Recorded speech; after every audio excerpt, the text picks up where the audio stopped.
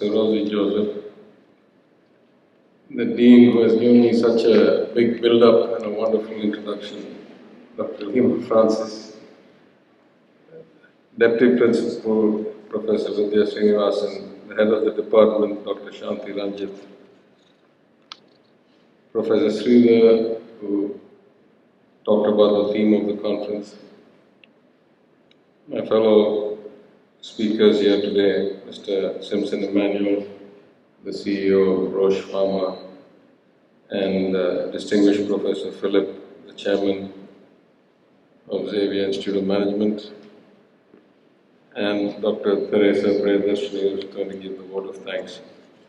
But most of all of you, delegates, students, faculty, good morning and thank you very much for inviting me to attend here today.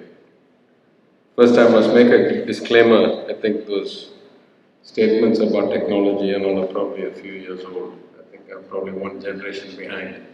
Unfortunately, public service hasn't given me the time to keep up with the latest technology, so I don't think I can set up your Wi-Fi router anymore. I used to be able to, but not anymore. But I'm very grateful to be here today for multiple reasons. It's a rare occasion where I get to inaugurate two conferences on the same day. I'm just coming from the Loyola University campus. And so I apologize. My PA told me the starting time here was 10:30, so we came a bit late. Actually, I should mention my colleague and the local MLA, Dr. Realigning, also was with me. And we both thought it was 10:30 and we came late. So first of all, sorry, we had the time wrong. I apologize for that. I get invited to speak a lot. I often say that it's because I'm the finance minister and they'll have some bill or some grant request or some demand pending. So they try and get me to come to these sessions.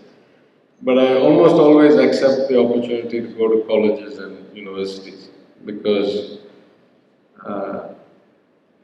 like my chief minister, I do politics for principles. I had other careers in other places in the world. I came back to do public service because I believe deeply in the values of the Dravidian movement that my family has been involved with for over 100 years. And at the core of those values is education as the pathway for opportunities to all. That irrespective of how and where your circumstances of birth are, everybody should be given a comprehensive education and an opportunity to excel and discover the talent that they have. In that sense, and in my career, which spanned fields like consulting and banking, where really the distinction between the top players in the world is almost entirely about the human resources, about the culture and the people. Everybody has money, everybody has systems, everybody has innovation. So for those reasons, I always loved going to colleges. In particular, I'm happy to be here in this day and age where the country is becoming increasingly polarized. Tamil Nadu stands out as a beacon of hope, where across all faiths, across all communities, when we come to an educational institution, we only come for learning. We don't care about all the other differences. We set them aside and we come here to learn. So I always acknowledge the great contribution of the Christian missionaries who came and settled in India, and particularly in Tamil Nadu, in Madurai, in Chennai, in Kanyakumari, in Tirunelveli, and the amount of progress that our society has made in education, in health, in other fields through such pioneering works. This institution, of course, takes that to a different level. As much as universal education is important, it's also important to have a few institutions of high eminence that provide excellent outcomes and create very successful alumni who can then act as a beacon of hope to others and say, I too can get from here to there. So the colleges that really excel at this, of course, Stella is one of them. So I'm happy to be here. I'm further delighted because women's education and women's progress in general, as I've often stated in public forums, including at the GST Council and at the 15th Finance Commission hearings. A society's progress is defined and shaped by the progress of women. In those societies where women have equal education, equal employment, equal access to assets, equal opportunity and equal progress, then the per capita GDP, the quality of life, all of that increases. And in those societies where those are not true, then they are much further behind in development. That's true within India. If I was to take today a comparison of Tamil Nadu on one hand and places like UP or Bihar on the other hand. So I'm happy to be here at a women's college and encourage the pursuit of excellence in women. I also take this opportunity to remind you that in this budget we changed the funding of the government, which used to be towards marriage assistance. We stopped that program and we shifted it towards women's education, particularly poor women's education.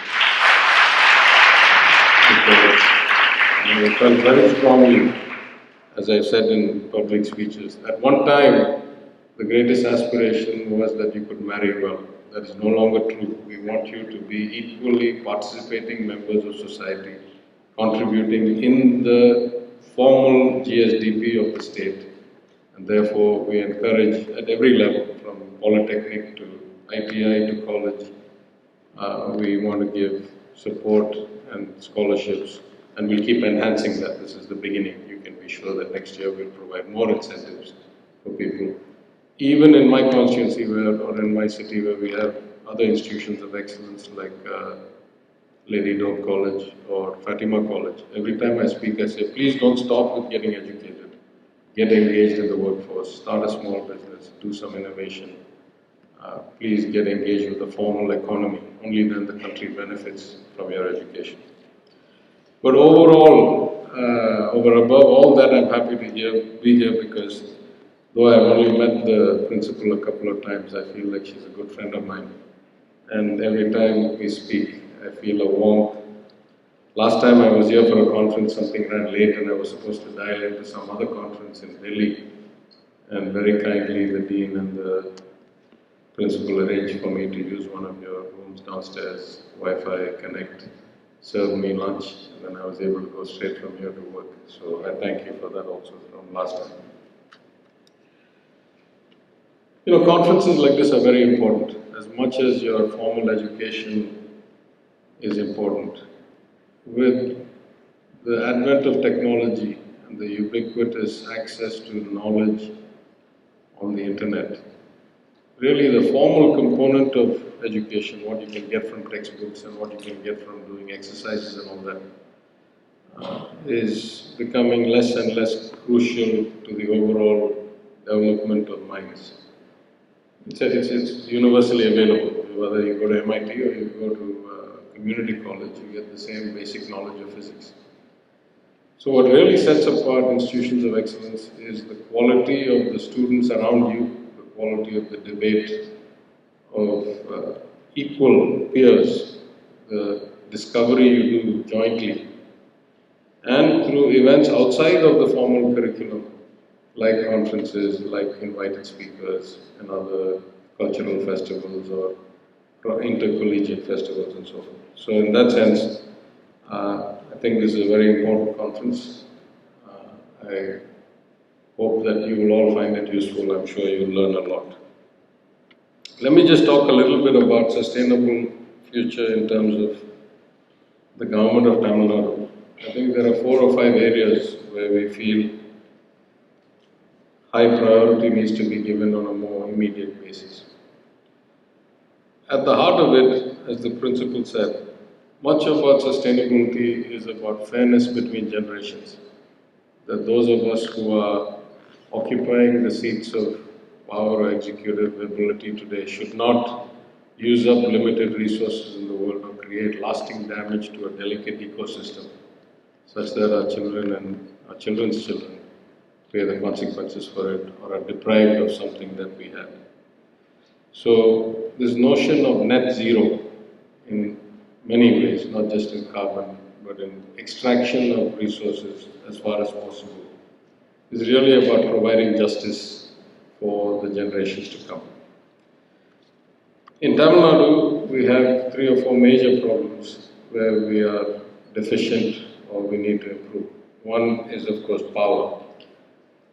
As the summer sets upon us and as we are seeing kind of instability in the global markets for oil, for coal, we are starting to experience things like power cuts. Now, some of this is long-term resolution.